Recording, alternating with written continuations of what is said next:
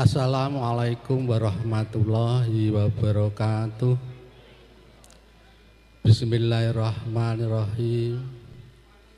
Allahumma sholli wa sallim ala abdika wa rasulika Muhammadin wa ala alihi wa sahbihi ajma'in.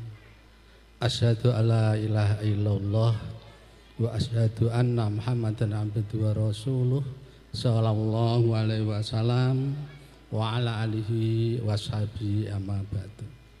Sagunging para pinesepuh, para sepuh ingkang dahat kinabekten, sagunging para tamu utaminipun brayataken Bapak Susilo Budjarjo sekalian Ibu ingkang winantuk ing pakurmatan.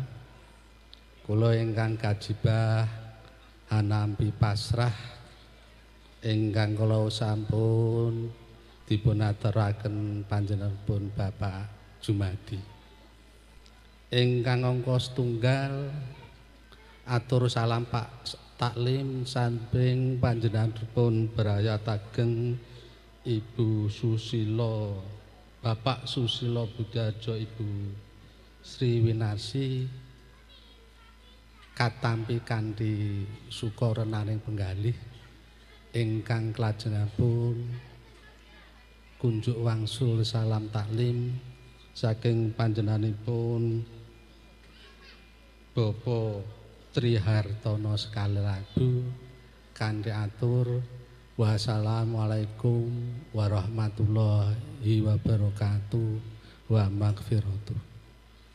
Ingkang angka kalih bilih kawuningan panjenenganipun temanten sekalian inggih menika Bagus Wardi Joko Nugroho ingkang sampun dawuh kalian Roro Ayu Windasuci Lestari ingkang saestu sampun kaleksanan ijab kala dinten Minggu Surya kaping 18 Mei 2000 selangkung kalajengaken pawiwahan panggihipun pun temanten sekalian saking panjenenganipun Bapak Trihartono saestu ngaturaken agunging panuwun ingkang tanpa pepindhan.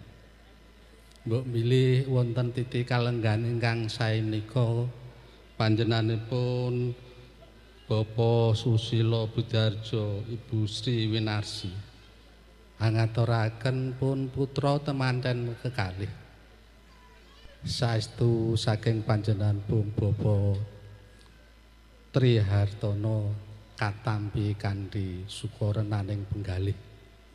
Mugi-mugi saestu panjenenganipun Bapak Trihartono saged nggula wentah pun putra temanten kekalih selami wonten panggenan wonten ing kalenggan menika.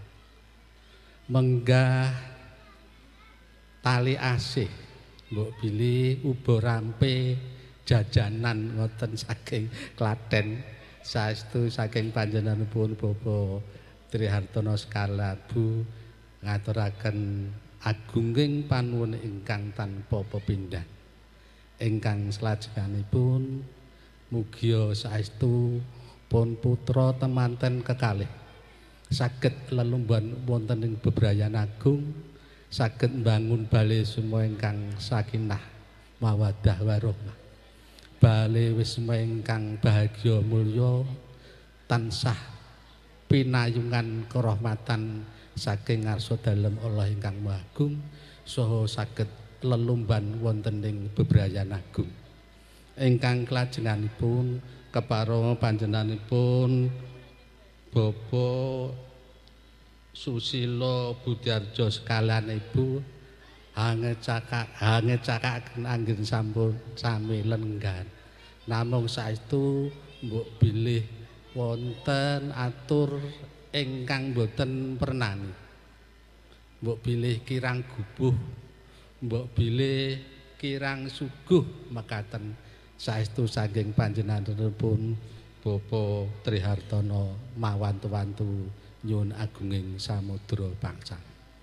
Ingkang kelajenganipun mbok bilih panjenenganipun Bapak Susilo Budarjo Sakbrayak ing mangkehipun saksampunipun purna pawiwahan Srimen wonten ing siang menika angersakaken kundur kula namung suwang-suwang anggotaraken dur ngantos dumugi wonten dalenipun piyambak-piyambak sampi nampi karahayon keselamatan boten nampi rubida satunggal menapa.